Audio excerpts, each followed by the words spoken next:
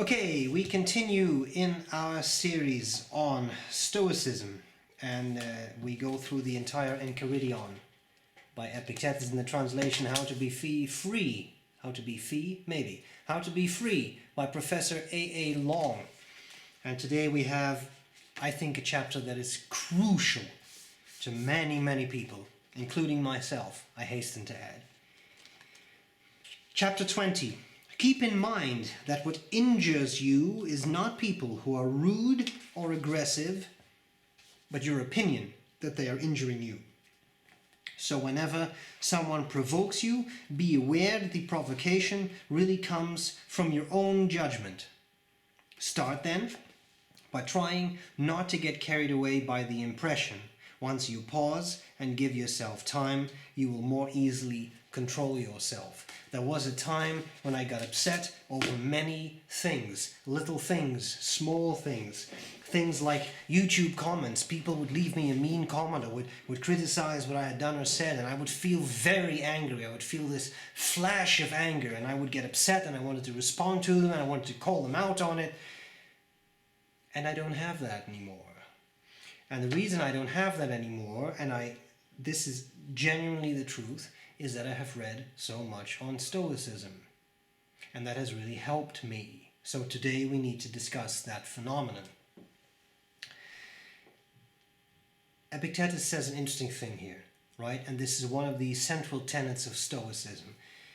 I think it's maybe a slight paraphrase of Marcus Aurelius here, but it's not the thing itself that bothers you, but it's your thoughts about that thing, right?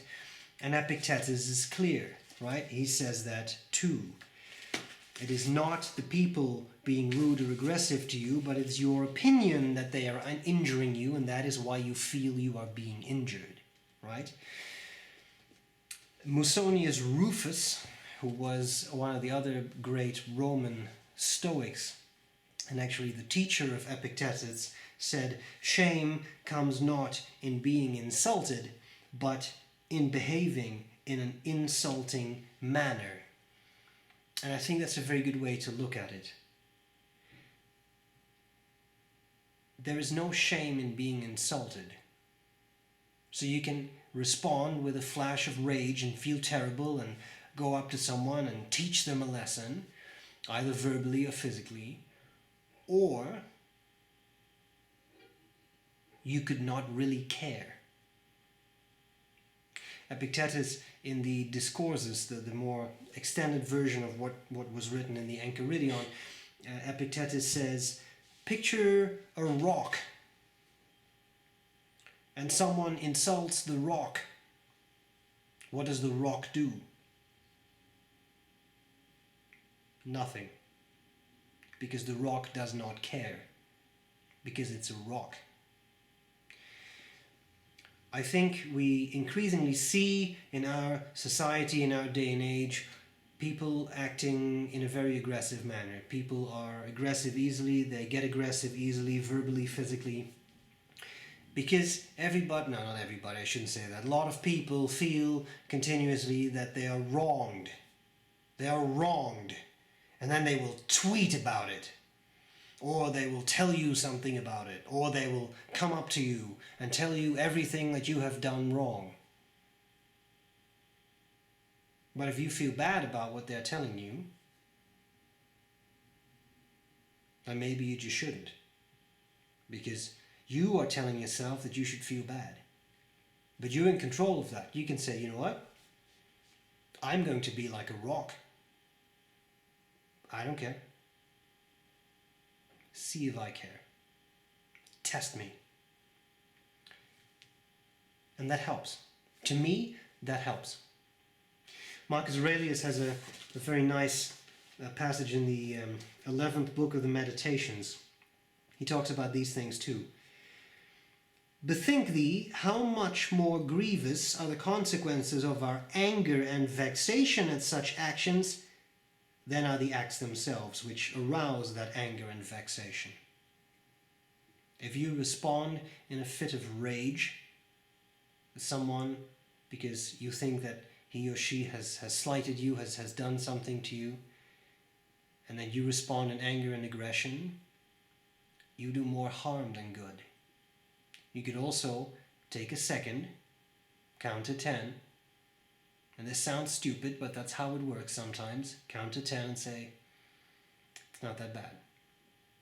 You're in control. You're in control of telling yourself, let them say this. See if I care, because I am a rock. That does not mean you cannot have feelings. That does not mean you are not allowed to feel. That's kind of what the cynics would say. Another school of philosophy. The cynics would go so far as to say, you can't feel anything at that point. You can't let yourself feel. The Stoics, I think, were a little bit more realistic and said, no, of course you can feel. Of course, of course. And even the sage, their ultimate, the epitome of the wise person, right? The sage that they aspire to be, in their case, someone like Socrates, the ultimate wise person. Stoics would say, of course the wise person, the sage, would feel. Of course you feel. You're human. But you can choose to let the feelings affect you or not let them affect you. And Marcus Aurelius, I think, expresses this beautifully. He continues and he says that kindness is irresistible, but be it but sincere, and no mock smile or a mask assumed. For what can the most unconscionable of men do to thee if thou persist in being kindly to him? And when a chance is given, exhort him mildly, and at the very time when he is trying to do thee harm, quietly teach him a better way. Thus, nay, my child, we have been made for other things. I shall be in no wise harmed, but thou art harming thyself, my child. You can choose that. You can choose to not respond like, come here then. You can choose to respond and say,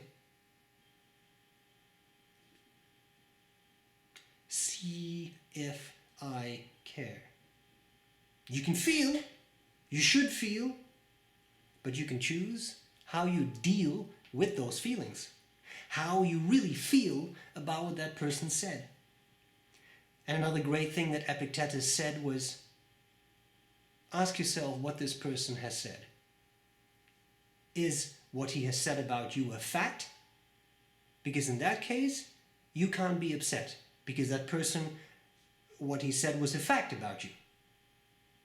You can't be upset.